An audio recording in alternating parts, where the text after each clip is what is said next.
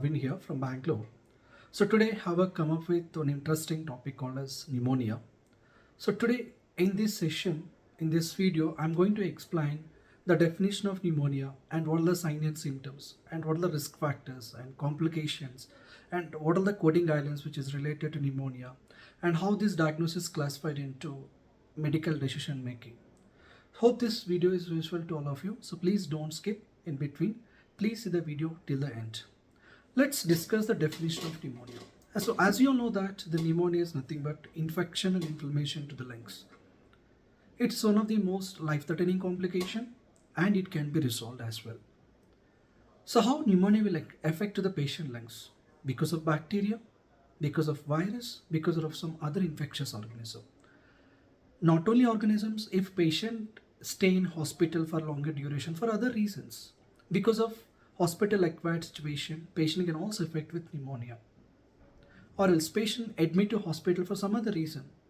For example, patient affected with some septic shock or some organ dysfunction, and patient depends on ventilator. So because of ventilator also patient get affected with pneumonia.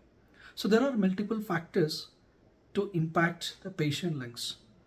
So how you can identify pneumonia in the early stage and what are the signs and symptoms? Usually whenever patient got pneumonia, the first sign and symptoms, the patient can affected the general symptoms like fever, weight loss, vomiting sensation, weakness, headache, persistent cough with phlegm and wheezing sensation, difficulty breathing, chest pain on exertion. These are the basic sign and symptoms. If patient having fever consistently more than 3 to 4 working days, make sure that it's an alarm stating you need to meet the physician immediate basis. So based on the sign and symptoms, respective physician, either emergency department physician or IP physician or your family practitioner physician, they can check your sign and symptoms. According to that, they'll order certain diagnostic intervention. The basic fundamental diagnostic studies like chest X-ray, EKG, CBC, CMP studies, and urine studies, and throat culture studies. So based on all the investigation studies, if chest X-ray documented as like pulmonary infiltrates or infection due to some infectious organism. So now the diagnosis is proven. So how you're going to determine the ICD coding guidelines related to this pneumonia? If you look at your ICD classification, pneumonia classified into chapter number 10, respiratory system. The code denotes with Z category codes. So while billing pneumonia, it's your responsibility to check your any infectious organism causes pneumonia.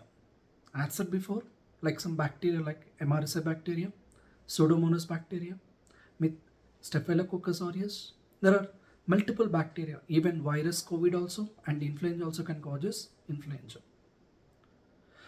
So we need to identify the diagnosis based on the impression.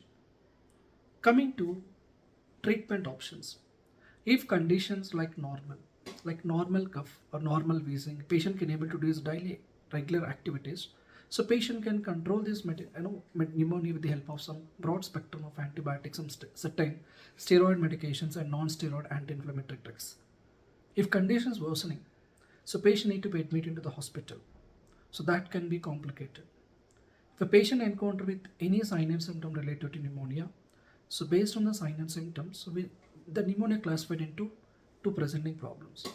One is acute complicated illness, another one is acute life-threatening illness. When you will take complicated illness as a moderate complexity, if the sign and symptom is normal, patient can able to do his regular activities.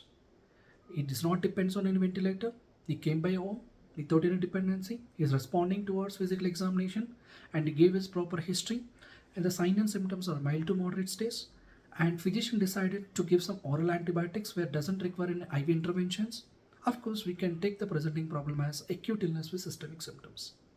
So pneumonia.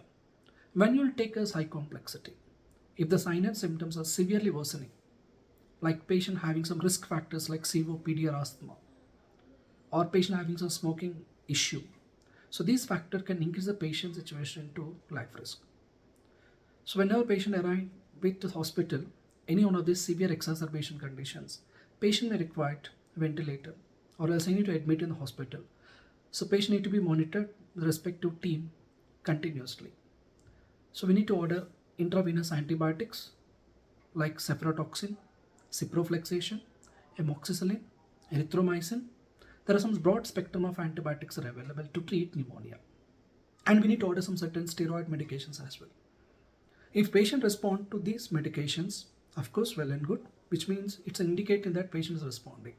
Even though they've administered antibiotics, the patient is not responding and patient is unable to take proper breathing. So we need a dependence of ventilator. So in that case, we need to put the patient into high risk. So in this case, we need to take the patient into high complexity of medical decision making. So patient may to be admitted into critical care as well. So this can be risky. So hope this video is useful to all of you. Thank you so much.